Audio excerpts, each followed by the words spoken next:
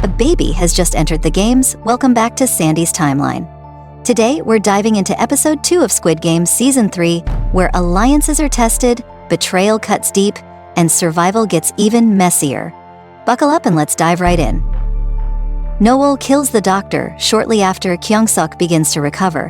When he regains consciousness, she's already wearing her mask to conceal her identity. Aware that the man in charge of the operations will soon sense something is off, Myung-suk must disguise himself as one of the guards to avoid suspicion. Meanwhile, inside the maze arena, the red team is finally allowed in, and the hunt begins.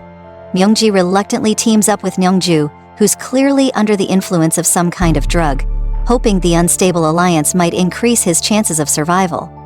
Myung-gi and Nam-gu, still a team, come up with a solid plan to kill together, and after they first kill, they decide to go on a killing spree, in order to reduce the number of people in the game, increasing their chances of winning the game. But since Meanwhile, Gi-hun, still seething with rage and betrayal, begins stalking through the maze, his sights locked firmly on one target: Dae-ho. It becomes a tense game of cat and mouse between them. At one point, Gi-hun spots a player who looks just like Dae-ho. He nearly strikes, but pulls back just in time, realizing it's someone else. Not far away, the businessman discovers a locked door and uses his key to get inside, but he's immediately met with another barrier, this one requiring a triangle-shaped key. Fortunately, another blue team member arrives just in time with the correct key, allowing them both to pass through. As they sprint deeper into the maze, they burst through another door, only to come face-to-face with a red team tagger. In a split-second decision, the businessman shoves his teammate inside and slams the door shut, trapping them.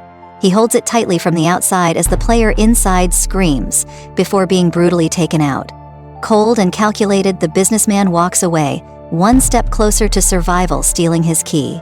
At the same time, Seon-yo, still pretending to be guided by spirits, blindly leads her followers through the maze. She accidentally opens a door, revealing several members of the red team.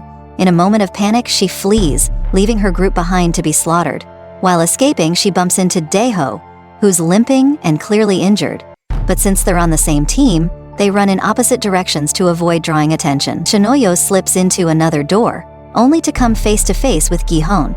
Cornered and desperate to save herself, she quickly betrays Dae-ho, telling Gi-hun to follow the blood trail that will lead him straight to his target. Unknowingly, Shinoyo stumbles upon the exit, but to her horror, it requires all three keys, circle, triangle, and square, to unlock. She only has one. Forced to go back into the maze, she crosses paths with the businessman, who's in possession of two keys. Clever as ever, Seon-yo had earlier marked a hidden path back to the exit using the blood of fallen players. She convinces the businessman to follow her there, but just as they reach the door, his greed resurfaces.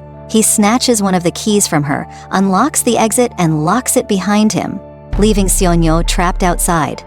Moments later, Min-soo Woo Wayami, an unstable from the drugs, emerges from the shadows and brutally stabs her to death. In another part of the maze, Hyun-chu, Geum-ja, and Jun-hee form a small alliance, believing they have a better chance of surviving together. But during a frantic chase, they cross paths with a red team tagger.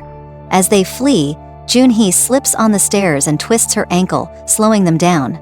Determined to protect them, Hyun-ju steps in and fights off the tagger, allowing the others to escape. Later, while hiding and trying to come up with a plan for who should continue the search for the exit, Jun-hee suddenly goes into labor, her water breaking unexpectedly. Their focus quickly shifts to helping her deliver the baby, but the newborn's cries echo through the maze, drawing the attention of another red team hunter. Once again, Hyun-ju risks herself to defend the group and ends up getting wounded in the leg during the struggle. While trying to recover, Hyun-ju stumbles into one of the maze's exits. Using the three keys they've collected, she opens the door, but instead of escaping, she rushes back to inform Geum-ja and Jun-hee. Tragically, just as she shares the news, Myung-gi ambushes her and stabs her to death. However, he's forced to flee when he spots Nam-gyu approaching from the distance. Devastated and traumatized, Geum-ja and Jun-hee push forward, desperate to survive. Later, Geum-ja's son, who hasn't yet killed anyone and knows he must to move on, appears. He begs his mother to let him kill the baby, believing it's the only way to ensure his survival. Horrified and unwilling to let him go down that path, Geum-ja turns on her own son and fatally stabs him. Gi-hun and Dae-ho have a heated fight which leads to Geum-hun killing him by strangulation just a few minutes before the time stops.